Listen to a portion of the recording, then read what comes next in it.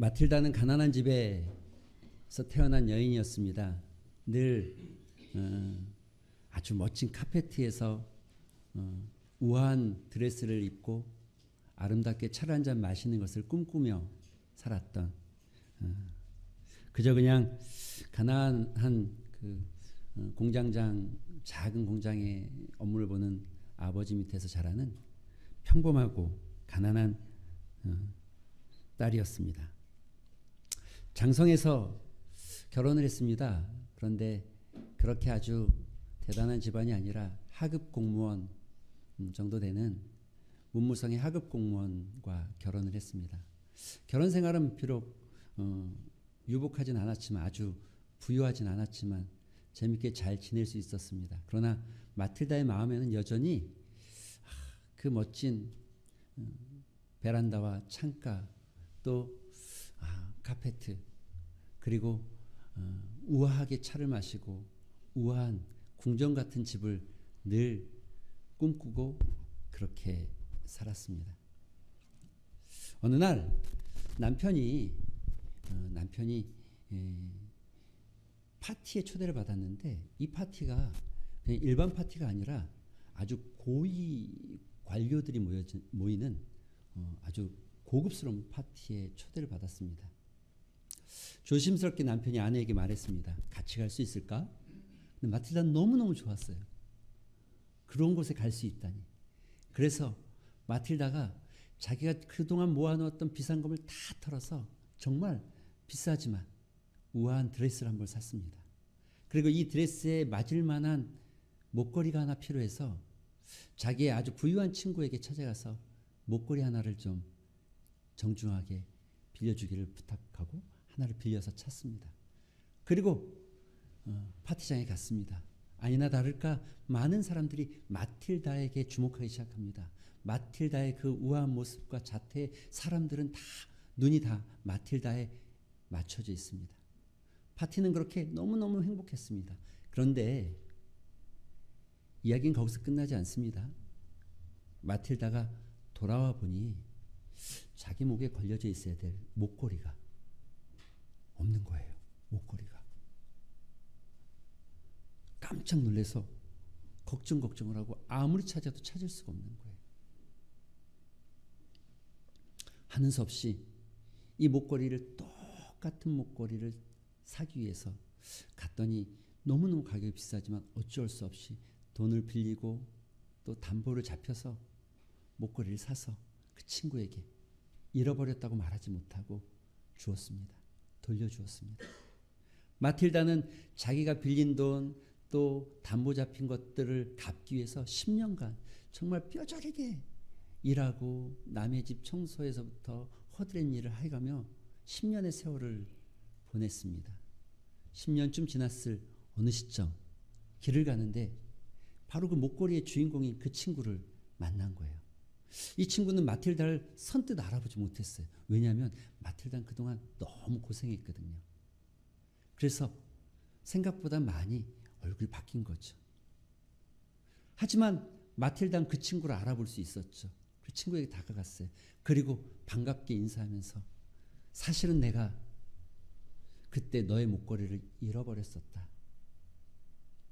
미안한 마음에 똑같은 걸 구하려고 최선을 다해서 내가 이 비싼 걸 너에게 사주었다. 그랬더니 이 친구가 그때 이렇게 얘기하는 거죠. 이봐 마틸다, 그거 가짜야.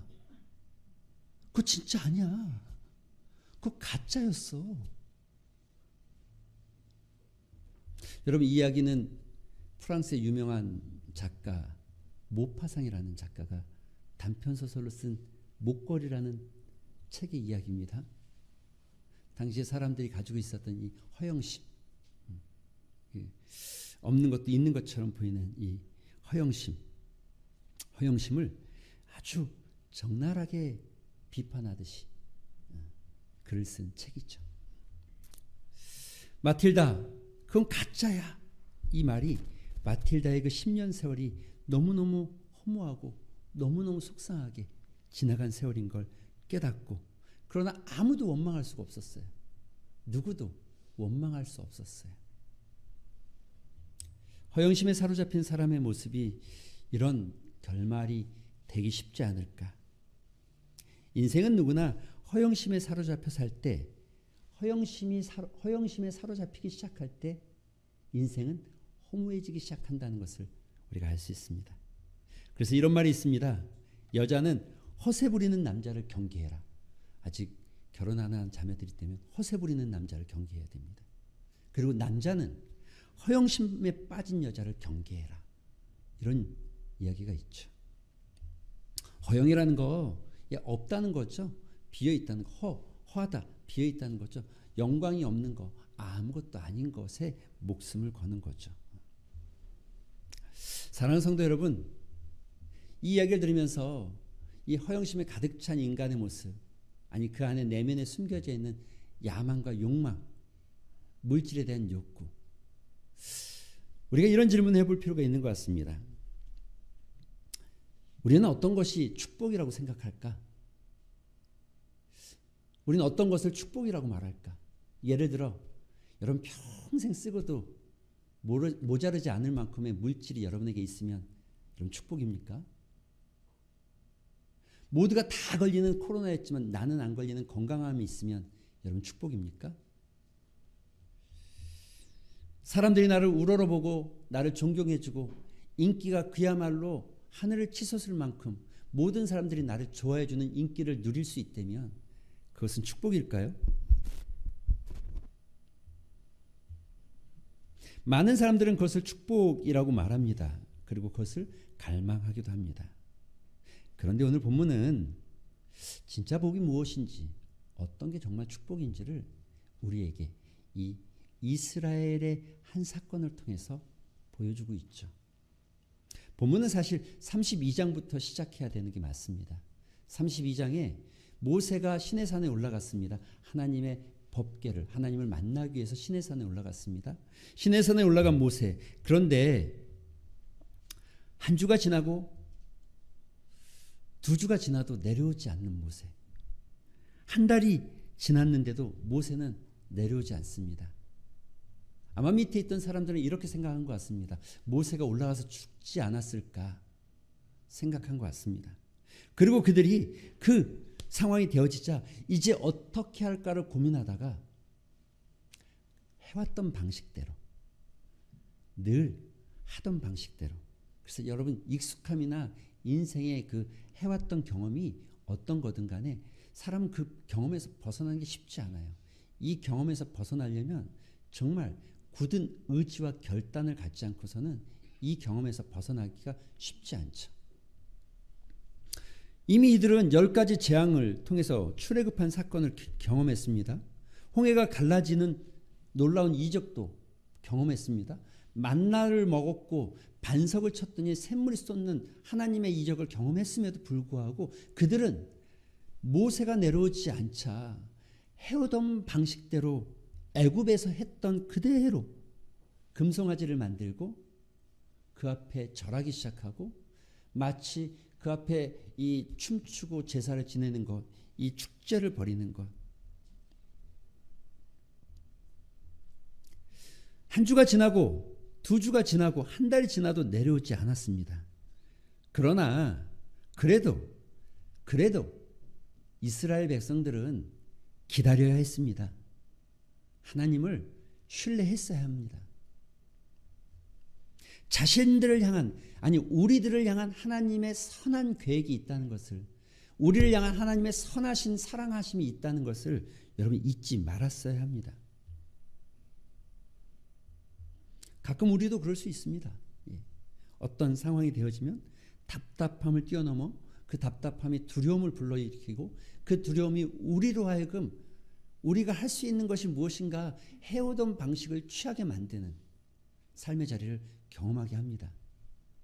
그러나 그때라도 그런 상황이 주어진다 할지라도 여러분을 향한 하나님의 선한 계획들이 있고 하나님의 사랑은 그 무엇으로도 끊을 수 없는 그 하나님의 사랑이 있음을 믿으시기 바랍니다. 이스라엘 백성들은 금송아지를 만들었습니다. 그리고 축제, 아니 애굽에서 하던 애굽신을 섬기던 그 방식대로 그들이 그 시간을 보내고 있었습니다. 이 모습을 모세가 내려오면서 보게 되어졌습니다.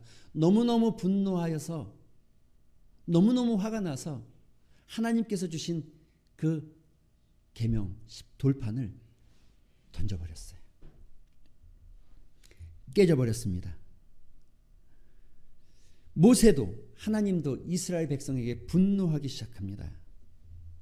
그리고 그날에 하나님의 분노가 이 모세로 하여금 이스라엘 백성들 사이로 지나다니면서 모세 근위병으로 하여금 이스라엘 백성들 사이로 지나다니면서 누구든지 그러니까 특별하게 뭔가 구분해서가 아니라 누구든지 하여간 걸리면 그냥 자비를 베풀지 말고 죽여라 칼로. 그래서 그날에 죽은 사람이 3,000명이었습니다. 어떤 사람이 이 장면에서 이렇게 말할 수 있을 것 같아요? 아니 다 같이 범죄했는데 죽은 사람은 좀 억울하지 않냐? 살아난 사람도 있는데 죽은 사람은 좀 억울한 거 아닌가? 여러분 그렇지는 않습니다. 죽은 게 억울한 게 아니라 살아있는 게 은혜일 뿐입니다. 죽은 게 억울한 일이 아니고 살아있는 게 은혜인 거죠. 여러분 이 모습을 통해서 이 상황 속에서 모세가 중보기도함으로 인하여서 하나님께서 그 분노를 조금 수그러뜨리기 시작합니다. 그리고 33장으로 넘어옵니다. 33장에 하나님께서 여호와께서 모세에게 1절에 보면 이렇게 말하죠. 너는 내가 애굽 땅에서 인도하여 낸 백성과 함께 여기를 떠나서 내가 아브람과 이삭과 야곱에게 맹세하여 내 자손에게 주기로 한 그 땅으로 올라가라. 내가 말하는데 너는 가라. 내가 약속한 땅, 지금 이 광야가 아니라 비록 애굽만큼 아주 풍부하진 않을지 모르지만 기름진 땅, 물이 흐르고 젖과 꿀이 흐르는 가나안 땅으로 가라. 가나안 땅으로 들어가라. 심지어 2절에는 이렇게도 말합니다. 내가 사자를 너의 앞에 세워둘 것이다. 그래서 너희를 대적하는 자를 다 물리칠 것이니 걱정하지 말고 너희는 가라. 여러분 이게 축복일까요?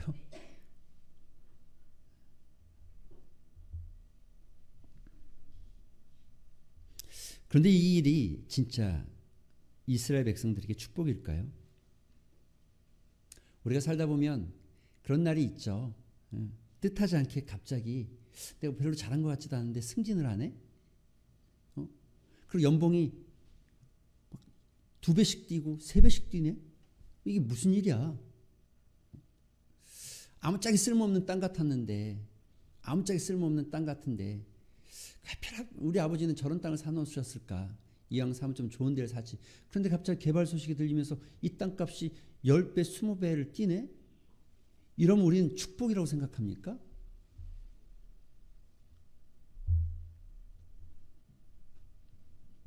오늘 본문에 이스라엘 백성들을 향해서 너희는 올라가라.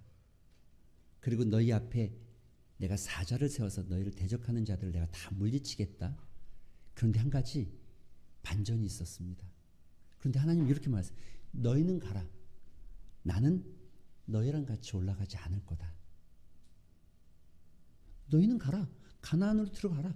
젖과 꿀이 흐르는 땅으로 가라. 하지만 나는 너희랑 같이 가지 않을 거야. 너희와 함께 올라가지 않겠다. 모든 것이 다 있고 모든 것을 다 갖춘 것 같은데 하나님이 없다. 여러분 이게 축복입니까? 과연 이게 축복일까요? 사랑하는 성도 여러분, 하나님의 임재와 부재, 이걸 우리는 다른 말로 이렇게 표현합니다. 하나님의 축복과 저주. 모든 것이 다 있지만 하나님이 없는 인생이라면 그것은 축복이 아닙니다. 모든 것을 다 갖춘 것 같지만 하나님이 없으면 그것은 오히려 축복의 반대가 될 수 있습니다. 여러분 에덴 동산은 정말 좋은 곳이었습니다. 낙원이었습니다. 먹을 것이 풍족하고 어떤 동물들도 아담과 하와를 공격하지 아니하고 정말 살기 좋은 곳. 그런데 여러분 에덴 동산이 진짜 축복인 이유가 무엇입니까? 먹을 것이 풍족하니까? 사자와 곰과 모든 동물들이 나를 공격하지 않으니까? 날씨가 따뜻하고 물이 많으니까? 아닙니다. 에덴 동산이 진짜 축복인 이유는 하나님의 임재가 있는 곳이기 때문에, 하나님의 통치가 이루어지는 곳이었기 때문에, 하나님이 통치하시고 하나님이 에덴 동산에 있는 아담과 하와와 함께하고 계셨기 때문에 그것이 축복입니다. 그러나 인간의 욕심이 하나님의 통치를 받고 싶지 않아서, 그리고 자신들의 마음대로 하고 싶은 마음에 하나님의 말씀에 반역하기 시작할 때, 거역하기 시작할 때, 하나님의 통치를 거부하기 시작하고 하나님과 동행함을 거부하기 시작할 때 에덴에서 쫓겨나는 불행의 시작, 두려움의 시작, 모든 것이 다 있는 것 같지만 불행해지기 시작하는 그 순간이 되어지는 것이죠. 사랑하는 성도 여러분, 인간에게 진짜 축복은 하나님이 함께 하시는 동행입니다. 동행은 매우 중요한 의미가 있습니다. 노아에게도 동행이란 단어는 창세기 6장 9절에 보니까 이렇게 말합니다. 이것이 노아의 족본이라 노아는 의인이요 당대의 완전한 자였는데, 그리고 그 다음 말이 그는 하나님과 동행하였더라. 타락한 시대 모두가 하나님과 분리되기를 소망하고 제각각 자기 길로 가기를 소망하는 사람들, 자기의 소견대로 옳다고 생각하는 대로 행하기를 좋아했던 사람들, 그러나 노아는 그 중에서도 하나님과 동행했던 사람, 믿음의 길을 걸어간다는 것은 우리에게도 노아와 같이 하나님과 동행하는 은혜가 필요한 줄로 생각합니다. 오늘 본문에 하나님께서 이렇게 말씀하시는 거예요. 3절에 나는 너희와 함께 올라가지 않겠다. 나는 너희랑 같이 가지 않겠다. 그리고 심지어 이렇게까지 얘기하는 거예요. 내가 너희랑 같이 가면 내가 너희를 진멸해 버릴 거야. 진멸할지도 모르겠어. 다른 말로 하면 죽일지도 모르겠어. 그래서 나는 너희랑 같이 가지 않을 거야.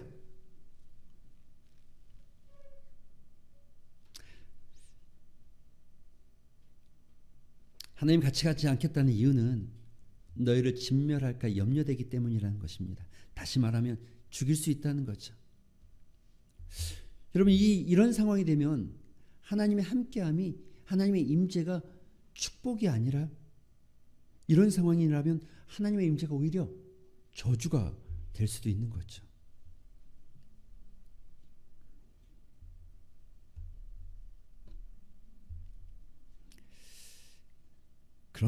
그러나 그럼에도 불구하고 하나님과 동행함이 축복이라면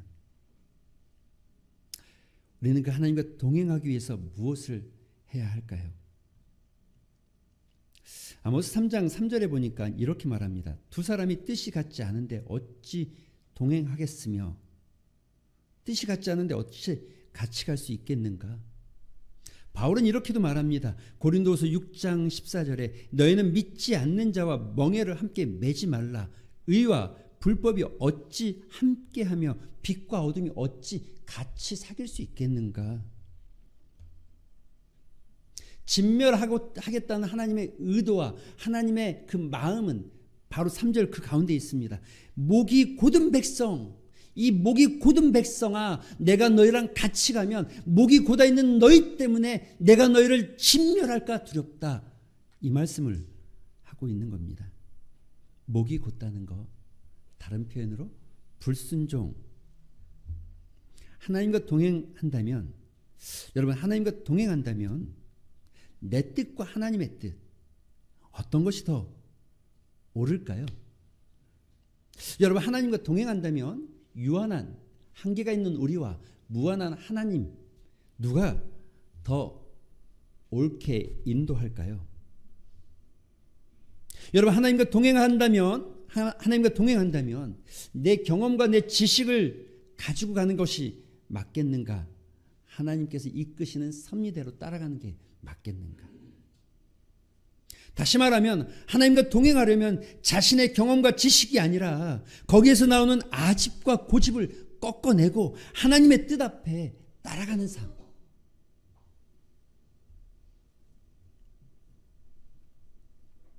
이걸 바울은 이렇게 말합니다.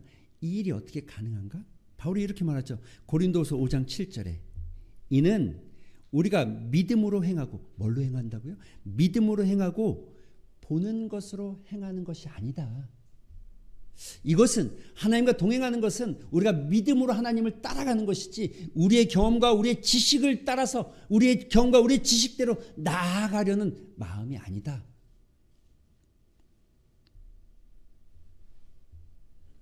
하나님 함께 하시는데 하나님의 뜻을 따르지 않고 하나님의 말씀에 순종하지 않고 하나님의 계획에 따르지 않고 자신의 지식과 자신의 경험과 자신이 가지고 있는 능력치에 따라서 자신이 하고 싶은 대로 한다면 그것은 하나님의 함께함이 오히려 축복이 아니라 저주가 될 수 있는 거죠.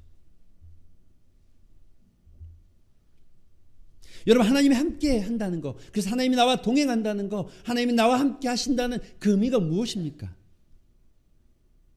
하나님 나와 함께 해주시옵소서. 내 삶 가운데 동행하여 주시옵시고 내 인생 가운데 함께하여 주시옵시고 우리 가정 가운데 함께하여 주시옵소서. 그 의미가 무엇입니까? 내 인생의 주인이 하나님이십니다. 내 삶의 구원자가 하나님이심을 인정합니다. 하나님의 말씀을 따라가겠습니다. 라는 고백을 가지고 있어야 하는 거죠. 그래서 여러분, 이 본문에 이런 문구가 등장합니다. 5절에 보니까 하나님은 이스라엘 백성들에게 이렇게 말합니다. 너희는 장신구를 떼어내라. 그리하면 내가 너희에게 어떻게 할 것인지 말하겠다. 알려주겠다. 장신구를 떼어내라. 장신구가 무엇인데 그렇게 표현할까요? 장신구, 요즘에 현대 여성들이 미를 나타내기 위해서 꾸미는 하나의 액세서리일 수 있겠지만 과거에는 그렇지 않았습니다. 모든 장신구에는 자신이 섬기는 신의 모양, 여러분 우리가 아프리카 원주민이나 또는 이 남미의 아마존 정글의 어떤 원시 부족들이 자기 몸에 그리는 그림이나 메고 있는 것들이 그냥 메는 게 아닙니다.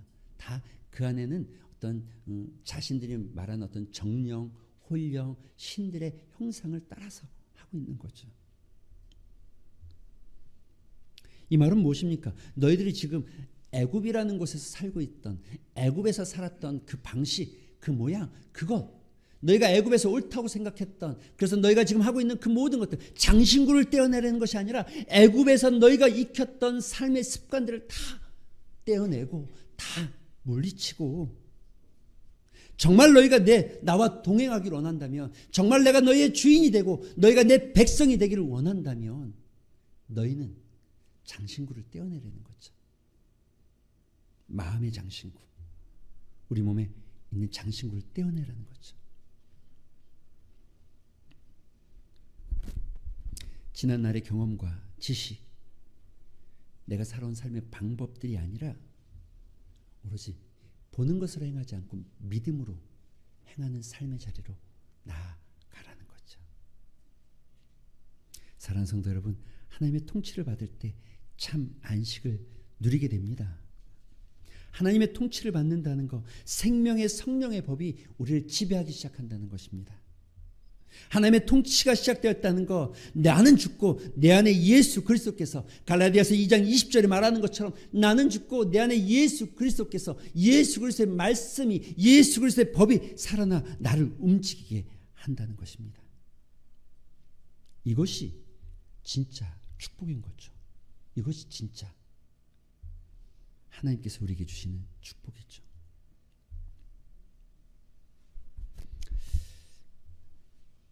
하나님께서 함께하지 않는데 물질이 많다. 하나님의 부재가 있음에도 일이 잘 된다. 사랑하는 성도 여러분, 그런 가짜에 속지 않았으면 좋겠습니다. 진짜 하나님께서 여러분과 동행하기 시작할 때, 진짜 하나님께서 여러분과 함께하기 시작할 때 주어지는 그 참다운 평안함, 허상을 쫓는 인생이 아니라 허무함을 쫓는 인생이 아니라, 허영에 빠지는 인생이 아니라 진짜 축복, 하나님의 동행을 누리는 인생, 여러분의 가정과 여러분의 삶이 되기를 주님의 이름으로 축원드립니다. 우리 이 시간 같이 말씀을 생각하면서 한번 기도하는 시간 갖겠습니다. 기도하실 때에 하나님, 내 삶에 하나님이 없이 잘 되는 것을 꿈꾸지 않게 하여 주시옵소서. 하나님, 내 삶 가운데 하나님과 동행하는 그 기쁨이 있게 하시고, 하나님, 내 삶에 하나님과 동행하기 위해서 내 마음의 목을, 곧은 목을 꺾어주시고 말씀 앞에 순종하게 하여 주시옵소서. 내 경험과 내 지식이 아니라 하나님의 뜻과 섭리를 따라가는 믿음의 삶 되게 하여 주시옵소서. 이런 여러분의 믿음의 고백을 담아서 오늘 말씀을 생각하면서 잠시 한번 기도하는 시간 갖도록 합니다. 기도하겠습니다. 아버지, 감사합니다. 주님, 우리 안에 주어진 은혜 가운데 하나님, 우리가 주님의 말씀 앞에 서길 소망하고 정말 하나님과 동행하는 인생 되기를 소망합니다.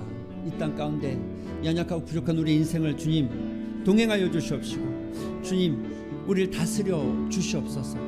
그러나 내 안에 아직도 꺾어지지 않는 고집과 아집과 욕망과 허영이 가득합니까? 주여, 꺾어내게 하시고 하나님만 바라보게 하여 주시옵소서. 하나님만 신뢰하게 하여 주시옵소서. 하나님만 의지하게 도와주시옵시고 믿음으로 하나님만 따라가는 인생 되게 하여 주시옵소서.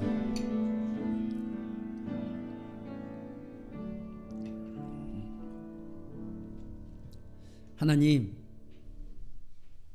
모든 것이 잘 된다 하여도, 모든 것이 술술 풀려지는 것 같아도 내 삶에 하나님이 없는 것은 축복이 아님을 고백합니다. 비록 가는 길이 가시밭길 같고 돌짝길 같을지라도 주님과 동행하기를 원합니다. 주님과 함께 가기를 원합니다. 주님이 나를 이끌어 주시고 인도하여 주시옵소서. 내 마음에 곧은 목을 꺾어 주시고 주님의 뜻과 말씀 앞에 따르게 하여 주시옵소서. 예수님의 이름으로 기도합니다.